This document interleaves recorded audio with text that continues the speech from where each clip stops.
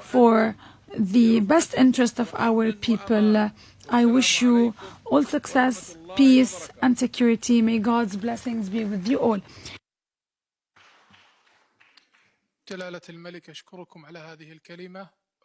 I would like to thank you, Your Majesty. I give the floor now to Imran Khan, the Prime Minister of Pakistan. Bismillahirrahmanirrahim. Bismillahirrahmanirrahim. I want to especially أود وبشكل خاص His Majesty King Salman bin Abdulaziz Al Saud,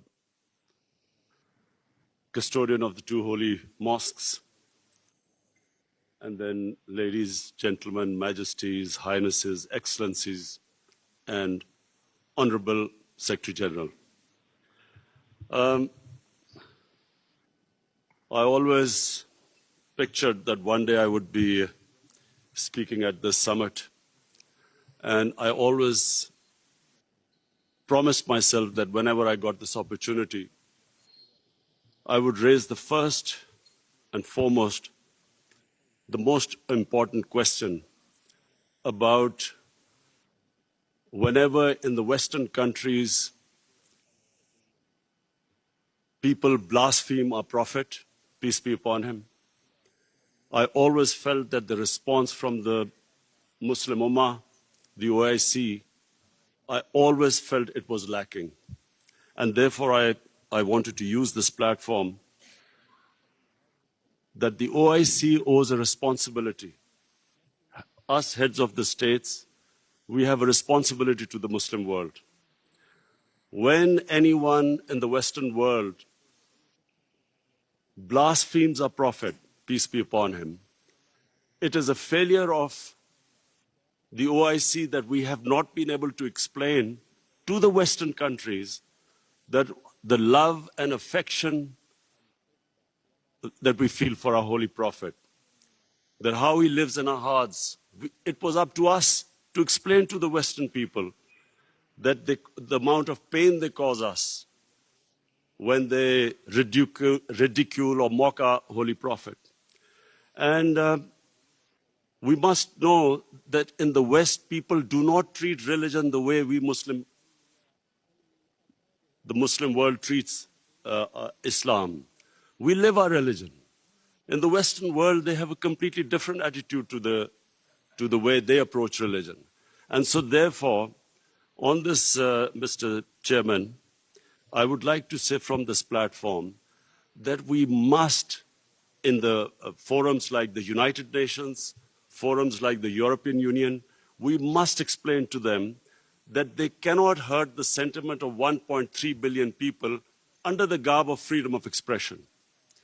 The Jewish community has very successfully explained to the world that any misinterpretation of the Holocaust gives them pain. And so the Western world views Holocaust with a lot of sensitivity. But that sensitivity is lacking when they come to talking about our Holy Quran or our Prophet, peace be upon him. So I feel that this forum must take it upon itself to explain to the Western world through these forums what it means to us and how we love and respect our Holy Prophet.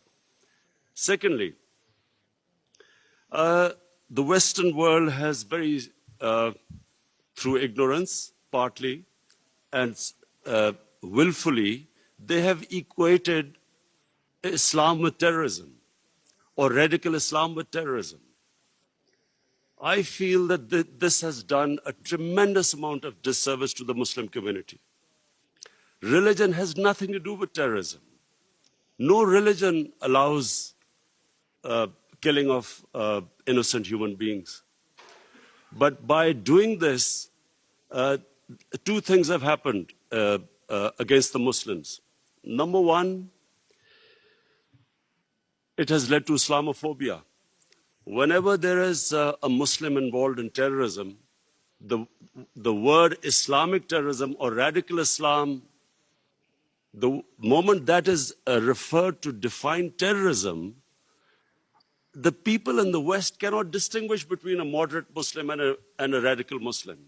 So the whole suspicion is raised against Muslims everywhere. This attack in New Zealand by this gunman who goes into a mosque and shoots 50 innocent people is because they cannot understand that Islam has nothing to do with terrorism. And they have this indoctrination that somehow whenever a Muslim is involved in terrorism, it's something to do with Islam. Before 9/11, 80% of the suicide terrorist attacks were by Tamil tigers. But no one blamed Hinduism for it, and quite rightly, because religion had nothing to do with it. It was a political struggle. When the Japanese in the Second World War indulged in kamikaze pilots who blew themselves up on American ships, but no one blamed the Japanese religion for it. So this is my second point. I feel that it causes Islamophobia because we, the heads of Muslim states, have not been able to explain to the West, not powerfully enough, that Islam has nothing to do with terrorism. Political struggles have everything to do with terrorism. And the second disadvantage which the Muslim world has as a result of this, I'm afraid is that Muslim freedom struggles or Muslim freedom political struggles are delegitimized when they are termed as because of Islamic radicalism. For instance, after 9/11, the people of Kashmir have been conducting a political struggle for their freedom. But after 9/11, it was oppressed, calling it Islamic radicalism and Islamic terrorism. Similarly, the Palestinians. After 9/11, the Palestinians were oppressed, using, the Israeli government used the word Islamic terrorism. So this is my second point. I feel that from this forum, we must take a stand. We must de-link terrorism with Islam. My third point, Mr. Chairman, is about the Muslim world not paying much attention to science and technology. We have an organization called ComStech. I feel that we are on the verge of another industrial revolution with artificial intelligence and blockchain, new technologies coming in. We must not be left behind again. And I feel that we as a Muslim world must spend more of our resources in strengthening ourselves in this field. We must pay more attention to education, to quality education, to universities. Despite having all the resources, I'm afraid we lag behind. And I think from the OIC platform, it would be a good opportunity for us to concentrate on spending more on science and technology. Finally, Mr. Chairman, I would like to say that this is 50 years of OIC, and we all must again reiterate that how this organization came was because of the Palestinians being deprived of their homes, their rights, their human rights, their democratic rights. And so we reiterate again that there is no solution but a two-state solution in Palestine. East Jerusalem must become the capital of for the Palestinian people.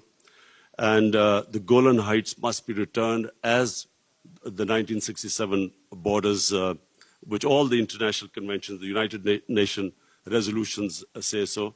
Similarly, I feel that in Kashmir, the people of Kashmir, again, have not been given their right to self-determination, as was guaranteed by the world community in 1948 through a UN resolution. The people of Kashmir recently have suffered a lot of oppression, and I do feel that us as a body, the OIC, must stand with the oppression that is going on in the Muslim world. I finally want to thank again King Salman bin Abdulaziz Al Saud for his great hospitality. I especially want to thank we had the great opportunity to go into to visit the Rawza Rasul in Medina yesterday.